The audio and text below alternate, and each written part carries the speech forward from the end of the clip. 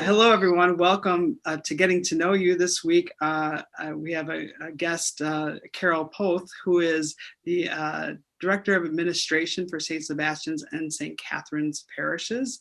And she does a lot of behind the scenes work in both places, spends most of her time in St. Catherine's right now, but I thought she would be a good person to find out who she is, what she does, and how she keeps both parishes continuing to operate. So hi, Carole, how are you? Hi, I'm doing well. How about you? I'm very good. Where are you right now? I'm in my office at St. Catherine Parish. Catherine's. And before you and I got on, we talked about the picture behind you of St. Francis. He's one of my favorites. Yes, I'm here. And I think you have we'll talk in a little bit about your experience with I know the work in peacemaking, and I know that is a pretty important value of St. Francis. So a very fitting decor. Right. Thank you. Yes. So Carole, my first question is just tell us about you. I to be honest, I don't know how many people do you think a lot of people know you at both parishes? Do you think some people do? Yeah, there are groups of people that I've mostly the pastoral councils, the people who are on committees. Yeah. Especially. You end up working a lot with the committees. Right. Yeah. Right. I less time with social community building type things. Yes. But some, I do try to get to things like the auctions and all that. Yeah. And you are a member of St. Catherine's, so you spend Sunday mornings going to Mass at St. Catherine's, correct? Right. Yes. Yeah, I've been a member here since about 1985. Well, all right. That's when I was a member here. Then I moved to the East Coast for 15 years. So, but when I came back, I was a member here again. What were you doing on the East Coast? I got married to somebody who lived on the East Coast. Oh, so what years were you there? 86 to 2001. Okay, and then and this is where you grew up. Yes. Okay, so then it was time to come home. It was. Yeah, my husband passed away in 2001, and so my daughter and I moved back here to be with family again. I honestly don't think I knew that. I'm sorry. Yeah. So when you moved back here, what did you? I mean, so you in a lot of ways I'm sure you were. It was probably a very challenging time in your life. What did you do when you came back? I got a job working at the Fleck Foundation. They're a private family foundation that gave money toward education and people in recovery in the city of Milwaukee. So I got to visit a lot of schools. We gave money to a lot of Catholic schools, charter schools, choice schools, and I was the education program officer. Were you working with people in recovery? I did do some of that work. It was a lot of it was housing, so we mostly gave money toward housing, but some programming. Okay. And then so then, from the Fleck Foundation, where did you go after that? Yeah, after the Fleck Foundation, they spent down their money. Oh. Okay. And so I worked at Marquette University Center for Peacemaking. Very cool. And it was wonderful. And I was associate director there, mostly doing administrative work, but also did a lot of peacemaking work. So for people that aren't familiar with the Marquette's Center for Peacemaking, can you talk a little bit about the mission of that group? Sure. It was primarily to teach peace building skills and to fund peacemaking projects for the students. So we would bring in speakers from all over the world. Each year we had a Peacemaker of the Year who would come and spend a week with us and give talks and meet with students. The projects we did, we gave students money to go to all over the world, Africa and Ireland, and they would create their own projects. Wow. and doing art projects or um, teaching, just whatever they came up with. It was always a surprise to me. Can you think of an example of a project that stood out to you? There was one student who did artwork in Northern Ireland, where I guess I've never been there. I think there's like a wall, and she went and worked with the people in Ireland and did murals. Oh, cool. It was very nice. Yeah. What a neat opportunity. And you were there how many years? 5 years. 5 years. And then from there, you came to Catherine's and Seb's, correct? Correct. And I know your role has changed a little bit over the time, but when you first came on board, what were you hired to do? How do you go from the Center for Peacemaking to helping to run a parish or parishes? Right. It was so the Father Simon Herrick was the director of the Center for Peacemaking, and he passed away. Okay. And when he left, I just kind of felt like it was time for me to move. And this came open, and a friend of mine who is here said, "Carole, you should apply for this." So, I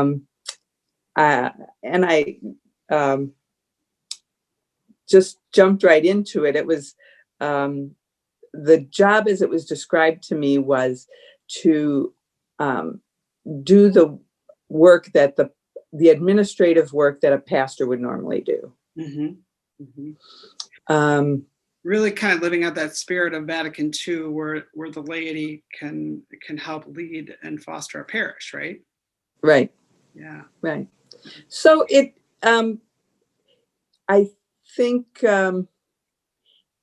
it worked out to a certain extent. The job really changed constantly for the first year, almost 2 years. It was just who does this, who does that. It was trying to find the right balance, I think. Right. Yeah. Yeah. For not only for the pastor and for me, but for all of the parishioners, for the councils and committees, right, and the staff. Yeah. And I was thinking about the clustering relationship, which really has kind of been born out of the priest shortage and just shrinking parishes too. But there's not a clear roadmap as to how you have healthy cluster relationships. So it's something we continue to try to do, and another reason I'm trying to have these conversations. But two, they have to morph based on who's involved, and when you have moving pastors and moving communities, I know it gets a little tricky. So I want to talk about what you're doing now, but before I do that, let me ask the second question, which is tell me about your faith, and tell me about what your spirituality means to you. So I am constantly learning. I'm on a path going I don't know where, and so I love to read a lot of different things. I love Richard Rohr and Cynthia Bourgeault and Ilya Dilio. Mm-hmm. I love the whole cosmology thing. But I went through the program at Cardinal Stritch for administrators, and that really helped my prayer life. We studied all different kinds of prayer, and I do like to meditate. So that blending the meditation and kind of embodying my faith. Trying to, I love doing walking meditations. So it's always changing, but I love the ritual. I did for a while go to a non-Catholic church when I lived in New Jersey, and was missing the ritual of the Mass, was missing the Eucharist. Yeah. And so went back to going to Catholic church and really taking in the all of the beliefs one by one and really kind of saying, what does this mean to me? You know, Yeah, doing some discernment that way, I think. Right. Yeah, I will say everything you're saying, checks out in my perspective of you, because you have a peaceful presence about you, and it kind of screams someone that has a life of balance. Thanks. Yeah, absolutely. So kind of thinking about who you are as a faithful person and what you're doing now. I know typically now you spend most of your time over at St. Catherine's. Can you talk a little bit about your day-to-day and your responsibilities in the role you have now? Sure. So at St. Catherine's, a lot of what I do is just make sure that the operations are good and that we've got the snow is plowed, that the heaters are running. And we're working on trying to get accessibility. So I've been meeting with contractors for putting in a lift and opening up the bathroom to make it more handicap accessible. Work with the school to make sure that the operations, they have their own operations. We're a Seton school, so they have their own director of operations, but we work together on things. We have a convent here that is Grateful Girls. It's for teenage girls who can't find a place in the foster care system. Okay. And so I need to take care of that building, which is having repairs, and always need to. I'm trying to get a contract with a boiler maintenance place. It's always something with a big old building. The old Catholic buildings, yeah. Yeah. There's a food pantry at St. Catherine's too. There's a food pantry. We're renovating the downstairs of the rectory. We're looking forward to getting a re-immersion program for women coming out of the prison system in the basement. But there's a lot. I mean, that's what always impresses me about St. Catherine's is the incredible commitment to justice and working for those on the margins or those who are oppressed. There's an incredible spirit of holding up the dignity of the individual as part of the parish. Would you agree with that? Yes. Yeah. And when Father Jack Kern was here, he went around the neighborhood and talked to people and really tried to create some bonds there. And as a result, we opened up our gymnasium to, of course, not during COVID, but we opened our gymnasium to neighborhood groups to use, so they have a place to go. And we used to have open gym, but that ended. So we're always looking for ways to serve the community. Yeah. I mean, that just seems a clear part of the mission of St. Catherine's. I know you also do like some communications work for both parishes. Right. For both parishes, I do the electronic newsletters that go out every Wednesday and Sunday morning. And I work with the other people doing communications, with Marilyn, who does the newsletter, and Chelsea, who does social media, and Patrick, who does the website. So we all work together to make sure that all of those communication methods are taken care of. At St. Catherine, I do it. I have somebody doing Facebook, Miguel, and other than that, I'm kind of doing all the communications. So it's quite an effort. It takes a village to communicate with our parishes. It does. It really is. And I love that, especially from formation, all the things that are coming out that are going out through social media, through email and on the website, that there's so much. Just, I hope people are visiting the website because there is a lot there. Yeah, I mean, especially during COVID, I keep saying it's just it has to be a creative time because there's not as many people able to be present, and so yeah, like for instance, Cecilia, our new child minister, just started a Saint Mm. of the Week, little aspect that goes out in the newsletters now, and I know you can't send out your Wednesday email until I get this video of you and me edited.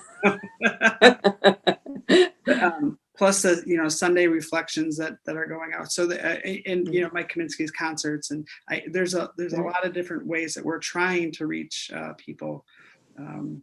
And history will tell us if we were successful or not. But at least That's right. at least we're trying to cultivate community during this time that is hopefully fleeting and temporary.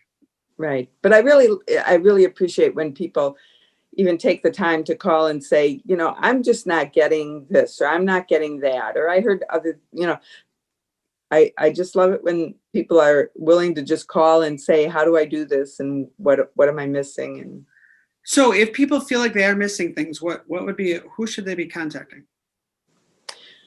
well, I mean, if it's a communication thing, they can contact me. Okay. If it's more that they want more information, well, and people do. I mean, sometimes people just call and select one person to who they're going to talk to, and you just make sure the right person gets it. In the office, Mary Jo does a lot of that, I think. Yeah, that's right. I was just thinking about when we were talking about communications, the St. Catherine's also has the I'm going to embarrass myself. The Reflections of of faith. faith. Yeah, Yeah. yeah. Can you talk about that a little bit? A little bit. Yeah. Bernadette Devel does that. I don't know how long she's been doing it, but I think it's been going for quite a while. It's been here as long as I have. And she picks a theme for each issue. And Quarterly. it's more than quarterly. I think it's 6 times a year. Oh, is it every other month maybe? I think so. And so then just puts in the bulletin, asks people to write about this topic, and puts together. And a lot of times there are poems. There might be older articles, quotations, but most of it is thoughts from the parishioners from both St. Catherine and St. Sebastian Parish. Which is such a cool thing, and I'm not sure if everybody is aware of it, so I just wanted to highlight it for a second because it really is a treasure. It's like an opportunity for anyone in the community to contribute a thought on whatever the theme of that issue is, and I think it's a cool thing. Yeah, and she usually picks very relevant themes for the times, and they used to be in the kiosk, but of course now we don't have the kiosk. So people would really need to go online to the St. Catherine, where on the website it says bulletin, but you click on the bulletin and it'll also take you to the Reflections of Faith. Yeah, that's good. Thank you for talking about that for a few minutes. My last question for you is, when you think about the future of St. Catherine, St. Sebastian's, or the world, what are your hopes? Oh, simple question. A simple question, yes. I really think my hope is that we learn, and I'm a communicator, so learn to communicate, learn to deal with conflict.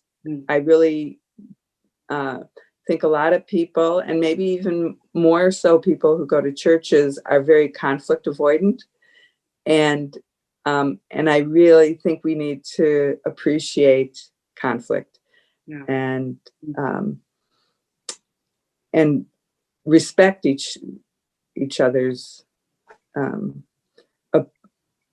opinions.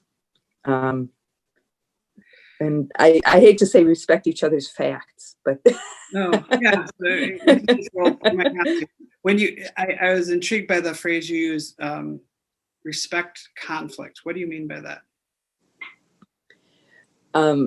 I think conflict is really a part of life, that it's what would we do without conflict? You need to really listen to people, to what they're saying, and ask questions and say, I wonder why he would think that. It's so easy, and I do this all the time. I assume I know what you're talking about. Yeah. And I really, I do that to avoid conflict. Yeah. Yeah. You know, or we why don't I? Or we directly avoid it by saying, that person's an idiot and we don't want to talk. That's right. Rather than just saying, wow, I wonder why did you say that? Or where did that come from? Yeah. Yeah. So it's harder, of course, when somebody's right in your face. But through some of my peace training, I felt that was, I think, some of the most useful peace training I've had. And that was going down to the School of the Americas in Georgia. Great. Was that everybody had to go through training to learn, have somebody yelling right in your face, and you dealing with that and handling it, managing it. Yeah. I'm definitely guilty of someone that avoids conflict. I find I find it very challenging, but I know it's necessary, and it especially can help facilitate people understand, like you said, understanding the perspective. I mean, often we have probably similar motives in very different ways to get there, I think, and so it comes across as, I mean, of course there's disagreement, but oftentimes people make decisions motivated by their families, and then they make different decisions, and then we assume that we have nothing in common with someone else. So I think what you're saying makes a lot of sense, just to try to understand the perspective of the other. Right. And I think this is kind of funny to me, because I would imagine a lot of the people who I've been on councils and committee membership meetings with will say, oh my God, I've seen her blow up. I see how tense she gets. I see how angry she gets. Because I do. I mean, but it doesn't mean I'm not working to try to deal with it. Well, yeah, I mean, one, that's an expression of passion too, but two, and showing that you care about something, but two, it's like what you're talking about is lifelong work. We're all going to take 2 steps forward and 3 steps back, right? Exactly. You bet. Yeah. All right. I'll try to avoid conflict a little less. Good. Pick a fight. A little less. Very good. Well, Carole, I really appreciate you taking some time to talk to us today and express your your life perspective, but also the important work that you do for both parishes. I thank you for that. All right. Well, thank you. Thanks, John. It's been fun. Blessings on your day. Thank you.